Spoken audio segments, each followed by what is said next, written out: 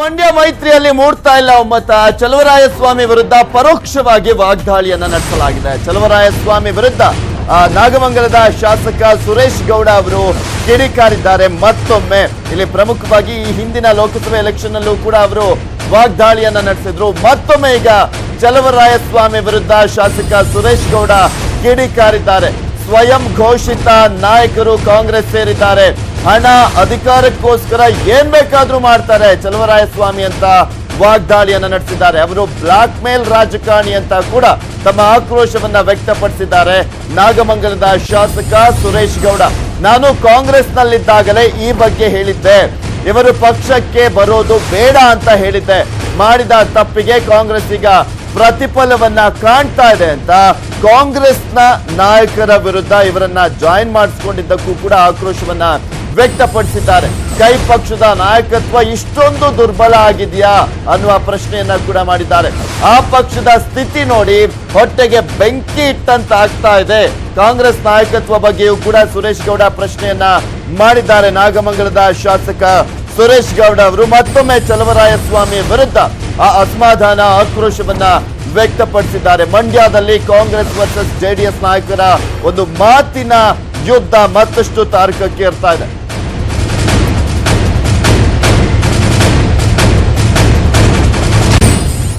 ನಾಗಮಂಗಲ ಶಾಸಕ ಸುರೇಶ್ ಗೌಡ ಯಾವ ರೀತಿಯಾಗಿ ತಮ್ಮ ಅಸಮಾಧಾನ ಆಕ್ರೋಶವನ್ನ ವ್ಯಕ್ತಪಡಿಸಿದ್ದಾರೆ ಅಂತ ನೋಡೋಣ. ಕೆಲವು ಸ್ವಯಂ ಘೋಷಿತ ನಾಯಕರುಗಳು ಇವತ್ತು ಕಾಂಗ್ರೆಸ್ ಪಕ್ಷ ಸೇರಿದ್ದಾರೆ. ನಾನು ಅವ್ರು ಕಾಂಗ್ರೆಸ್ ಸೇರೋದಕ್ಕಿಂತ ಮುಂಚೆನೆ ನಾನು ಕಾಂಗ್ರೆಸ್ ಪಕ್ಷದ ಇದ್ದಂತ ಸಂದರ್ಭದಲ್ಲಿ ಹೇಳಿದ್ದೆ, ಯಾವುದೇ ಕಾರಣಕ್ಕೂ ಕಾಂಗ್ರೆಸ್ ಪಕ್ಷ ಅವ್ರಿಗೆ ಒಗ್ಗೋದಿಲ್ಲ. ಕಾರಣ ಅವರೆಲ್ಲ ಬ್ಲಾಕ್ ಮೇಲ್ ಮಾಡ್ತಕ್ಕಂಥ ರಾಜಕಾರಣಿಗಳು. ಹಣಕ್ಕೋಸ್ಕರ ಅಧಿಕಾರಕ್ಕೋಸ್ಕರ ಏನ್ ಬೇಕಾದ್ರೂ ಮಾಡ್ತಾರೆ. ಇಂಥವ್ರನ್ನ ಪಕ್ಷಕ್ಕೆ ಸೇರ್ಕೊಂಡು ರಾಷ್ಟ್ರೀಯ ಪಕ್ಷವನ್ನ ಹಾಳು ಮಾಡಬೇಡಿ ಅಂತಕ್ಕಂಥ ಮಾತನ್ನ ನಾನು ನೇರವಾಗಿ ಪರಮೇಶ್ವರ್ ಜಿ ಅವರಿಗೆ ನನ್ನ ನಾಯಕರಾಗಿದ್ದಂತ ಅವಾಗ ಸಿದ್ದರಾಮಯ್ಯನವರಿಗೆ ಹೇಳಿದ್ದೆ. ಅದರ ಪ್ರತಿಫಲವನ್ನ ಅವ್ರು ಊಟ ಮಾಡ್ತಾ ಇದ್ದಾರೆ. ನಾವೆಲ್ಲ ಎಷ್ಟೇ ನಿಷ್ಠೆಯಾಗಿದ್ರು ಸಹ ನಮ್ಮ ಪಕ್ಷ ಬಿಟ್ಟು ಹೋಗ್ತಕ್ಕಂಥ ಕೆಲಸವನ್ನ ಮಾಡಿದ್ರು. ಯಾಕ ಮುಂದಿನ ದಿನಗಳಲ್ಲಿ ಸತ್ಯ ಏನು ಅಂತಕ್ಕಂಥದ್ದು ಕಾಂಗ್ರೆಸ್ ಪಕ್ಷದ ನಾಯಕರಿಗೆ ಗೊತ್ತಾಗ್ತದೆ. ಆದ್ರೆ ಕಾಂಗ್ರೆಸ್ ಪಕ್ಷದ ನಾಯಕತ್ವ ಇಷ್ಟೊಂದು ದುರ್ಬಲ ಆಗಿದೆ ಅಂತ ಅನ್ಕೊಂಡಿರ್ಲಿಲ್ಲ. ನನಗಿವತ್ತು ಆ ಪಕ್ಷ ನನಗೂ ಸ್ಥಾನಮಾನ ಕೊಟ್ಟಿತ್ತು, ನಾನು ಆ ಪಕ್ಷವನ್ನ ಕಟ್ಟಿದ್ದಂತನು. ಇವತ್ತಿಗೆ ನಮ್ಗೊಂಥರ ಹೊಟ್ಟೆನಲ್ಲಿ ಬೆಂಕಿ ಬಿದ್ದಂಗೆ ಆಗ್ತಾ ಇದೆ. ಆದ್ರೂ ಸಹ ನಾನು ಒಂದು ಪಕ್ಷದ ಇದ್ದೀನಿ, ಆ ಪಕ್ಷಕ್ಕೆ ನಿಯತ್ತಾಗಿರ್ತೇನೆ. ಆದ್ರೂ ಎಲ್ಲ ಒಂದ್ ಕಡೆ ಇವತ್ತು ಇನ್ನೊಂದ್ಸರಿ ಹೇಳ್ತೀನಿ, ಕಾಂಗ್ರೆಸ್ ಪಕ್ಷ ನಾಯಕತ್ವ ಇಷ್ಟೊಂದು ದುರ್ಬಲ ಆಗಿದೆಯಾ. ನಮ್ ಜೊತೆ ನಾಗಮಂಗಲದ ಶಾಸಕರಾಗಿರುವಂತಹ ಸುರೇಶ್ ಗೌಡ್ರೆ ದೂರವಾಣಿ ಸಂಪರ್ಕದಲ್ಲಿದ್ದಾರೆ. ನಮಸ್ಕಾರ ಸರ್. ನಮಸ್ಕಾರ. ಹಣಕ್ಕೋಸ್ಕರ ಅಧಿಕಾರಕ್ಕೋಸ್ಕರ ಏನ್ ಬೇಕಾದ್ರೂ ಮಾಡ್ತಾರೆ, ಬ್ಲಾಕ್ ಮೇಲ್ ರಾಜಕಾರಣಿ, ಯಾಕೆ ಇಷ್ಟೊಂದು ಕೋಪ ಅಂತ? ನೋಡಿ, ನಾವು ರಾಜಕಾರಣಿಗಳು ಒಂದು ಪಕ್ಷಕ್ಕೆ ಹೋದಾದ್ಮೇಲೆ ಆ ಪಕ್ಷ ಸಿದ್ಧಾಂತ, ತತ್ವ, ಹೈಕಮಾಂಡ್ ಆದೇಶವನ್ನ ಪಾಲಿಸಬೇಕಾಗಿರೋದು ನಮ್ ಕರ್ತವ್ಯ. ಓಕೆ. ಅದಕ್ಕೆ ವಿರುದ್ಧವಾಗಿ ನಡ್ಕೊಂಡವ್ರಿಗೆ ಏನಂತ ಕರಿಬೇಕು ನಾವು?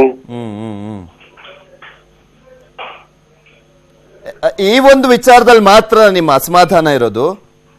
ಸಪೋರ್ಟ್ ಮಾಡ್ತಿಲ್ಲ ಈಗ ನಿಖಿಲ್ ಕುಮಾರಸ್ವಾಮಿಗೆ ಅಂತನಾ? ನಿಖಿಲ್ ಕುಮಾರಸ್ವಾಮಿಗೆ ಅಂತ ಪ್ರಶ್ನೆ ಬರೋದಿಲ್ಲ ಇಲ್ಲಿ. ಓಕೆ. ಅವ್ರು ಸಪೋರ್ಟ್ ಮಾಡ್ಲಿ ಮಾಡದೇ ಇರ್ಲಿ, ನಮ್ ಕ್ಯಾಂಡಿಡೇಟ್ ನ ಗೆಲ್ಲಿಸ್ಕೊಳ್ತಕ್ಕಂಥದ್ದು, ನಮ್ ಪಕ್ಷ ಶಕ್ತಿ ತೋರ್ಸಕ್ಕಂಥದ್ದು, ನಮ್ ಶಕ್ತಿ ತೋರ್ಸಕ್ ನಮ್ಗೆ ಗೊತ್ತಿದೆ.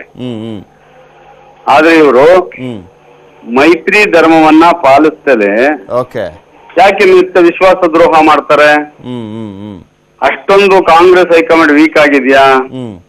ಬಿಜೆಪಿ ಬೆಂಬಲಿತ ಅಭ್ಯರ್ಥಿ ಜೊತೆಯಲ್ಲಿ ಇವತ್ತು ಕಾಂಗ್ರೆಸ್ ಫ್ಲಾಗ್ಗಳನ್ನ ಹಿಡ್ಕೊಂಡಿದ್ದಾರೆ, ಆಕ್ಷನ್ ತಗೊಳ್ತಾ ಇಲ್ಲ.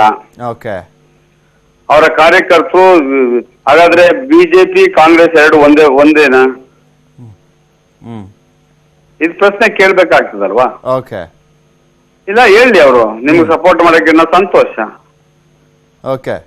ಈಗ ನಮಗ್ ಬೇರೆ ಕ್ಷೇತ್ರದಲ್ಲಿ ಇರ್ತಕ್ಕಂಥ ನಮ್ ಕಾರ್ಯಕರ್ತರು ಇದೇ ರೀತಿ ಮಾಡಿದ್ರೆ ಕಾಂಗ್ರೆಸ್ ಪಕ್ಷದವ್ರು ಸುಮ್ನೆ ಇರ್ತಾರ? ಈ ಬೇರೆ ಬೇರೆ ಕಡೆ ನಾವು ಸಹ ಸಹಕಾರ ಮಾಡ್ತಾ ಇದ್ದೀವಿ. 8ರಲ್ಲಿ 19 ಕಡೆ ನಾವು ಕಾಂಗ್ರೆಸ್ ಪಕ್ಷದವರಿಗೆ ನಮ್ಮ ಪಕ್ಷದ ಕಾರ್ಯಕರ್ತರು ಯಾಕೆ ಸಪೋರ್ಟ್ ಮಾಡ್ತಾ ಇಲ್ಲ? ನೀವು ಆರೋಪ ಮಾಡ್ತಿರೋದು ಚಲುವರಾಯಸ್ವಾಮಿ ಅವರ ವಿರುದ್ಧನೇ ಅಲ್ವಾ ಸರ್? ನಾನು ಮಾಡಿರ್ತಕ್ಕಂಥದ್ದು ಚಲುವರಾಯಸ್ವಾಮಿ ಒಬ್ಬರೇ ಅಂತ ಅಲ್ಲ, ಕಾಂಗ್ರೆಸ್ ಪಕ್ಷದ ಮಂಡ್ಯ ಜಿಲ್ಲೆಯ ಕೆಲವು ವಲಸೆ ಬಂದಿರತಕ್ಕಂತ ಕಾರ್ಯಕರ್ತರ ಬಗ್ಗೆ ಮಾತಾಡ್ತಾ ಇದ್ದೀನಿ. ಮಾಜಿ ಇಲ್ಲ, ಅವ್ರಿಗೆ ಶಾಸಕರು. ಮಾನ ಮರ್ಯಾದೆ ಇದ್ರೆ ಹ್ಮ್ ಪಕ್ಷದ ಆದೇಶ ಪಾಲನೆ ಮಾಡೋರಿಗೆ ರಾಜೀನಾಮೆ ಕೊಟ್ಟವ್ರು ಯಾರಿಗಾದ್ರೂ ಮಾಡ್ಕೊಳ್ಳಿ. ಓಕೆ. ಅದನ್ನ ಬಿಟ್ಬಿಟ್ಟು ಒಂದ್ ಪಕ್ಷದಲ್ಲಿ ಇಟ್ಕೊಂಡು ಹೈಕಮಾಂಡ್ ಆದೇಶ ವಿರೋಧ ಹೋಗ್ತಕ್ಕಂಥವ್ರು ಇವ್ರನ್ನ ಯಾವ ರಾಜಕಾರಣಿಗಳು ಅಂತ ಕರಿಬೇಕು ನಾನು? ಹ್ಮ್ ನಿಜ, ನಾನು ಹೇಳಿದ್ದೆ, ನಾನು ಕಾಂಗ್ರೆಸ್ ಪಕ್ಷದಲ್ಲಿ ಇದ್ದಂತ ಸಂದರ್ಭದಲ್ಲಿ ಹ್ಮ್ ಇವರು ಹೆಚ್ಚಿನ ಒಡನಾಟವನ್ನ ಕಾಂಗ್ರೆಸ್ ಪಕ್ಷ ಜೊತೆ ಬಂದಂತ ಸಂದರ್ಭದಲ್ಲಿ ಹೇಳಿದ್ದೆ ನಾನು. ಹ್ಮ್ ಇವರೆಲ್ಲ ಎಲ್ಲಾ ಕಡೆನೂ ಈ ತರ ಮಾಡ್ತಾ ಇದ್ದಾರೆ. ಯಾಕೆಂದ್ರೆ ನಾನು ಕಳೆದ ರಮ್ಯಾರವರ ಎಲೆಕ್ಷನ್ ನಲ್ಲೂ ಸಹ ಕಾಂಗ್ರೆಸ್ ಪಕ್ಷದಲ್ಲಿದ್ದೆ. ಹೌದು. ಅವ್ರು ಇವ್ರು ಯಾವ್ಯಾವ ತರ ರಾಜಕಾರಣ ಮಾಡಿದ್ರು, ಜಾತ್ಯತೀತ ಜನತಾದಲ್ಲಿ ಇಟ್ಕೊಂಡು ಅಂತಕ್ಕಂಥ ಗೊತ್ತು ನಮ್ಗೆ. ಓಕೆ. ಅದೇ ಸೇಮ್ ಅದೇ ಬುದ್ಧಿ ಇವಾಗಲೂ ಮಾಡ್ತಾ ಇದ್ದಾರೆ. ಅಲ್ಲ, ಇದನ್ನ ಯಾವ್ದು ಆಕ್ಷನ್ ತಗೊಳ್ತಿಲ್ವಲ್ಲ ಕಾಂಗ್ರೆಸ್ ಹೈಕಮಾಂಡ್? ಅಲ್ಲ, ಪಕ್ಷಕ್ಕೆ ಬಿಟ್ಟು ಅದಕ್ಕೆ ನಾನು ಕೇಳಿದ್ದು, ಅಷ್ಟೊಂದು ದುರ್ಬಲವಾಗಿದ್ಯಾ ಕಾಂಗ್ರೆಸ್ ಪಕ್ಷ ಅಂತ. ಓಕೆ. ಇವ್ರ ವಿರುದ್ಧ ಆಕ್ಷನ್ ತಗೊಳಕ್ ಆಗದೆ ಅವರಷ್ಟು. ಹೌದು, ಎಷ್ಟೊಂದು ದುರ್ಬಲವಾಗ್ಬಿಟ್ಟಿದೆಯಲ್ಲ ಅಂತ ನಮ್ಗೆ ಎಲ್ಲ ನಾವು ಆ ಪಕ್ಷವನ್ನ ಕಟ್ಟಿದ್ದೋ ಒಂದ್ 10-15 ವರ್ಷಗಳ ಕಾಲ. ನಮ್ಗೂ ಬೇಜಾರಾಗ್ತದೆ, ಇಷ್ಟೊಂದು ವೀಕ್ ಆಗ್ಬಿಡ್ತಲ್ಲ ಪಾರ್ಟಿ. 125-130 ವರ್ಷ ಇತಿಹಾಸ ಇರ್ತಕ್ಕಂಥ ಪಾರ್ಟಿ ಅಂತಕ್ಕಂಥ ಬೇಜಾರಾಗ್ತದೆ. Okay, thank you sir, thank you so much. News 18 ಕನ್ನಡದ ಜೊತೆ ಮಾತನಾಡಿದ್ದಕ್ಕೆ ಸುರೇಶ್ ಗೌಡ್ರೆ.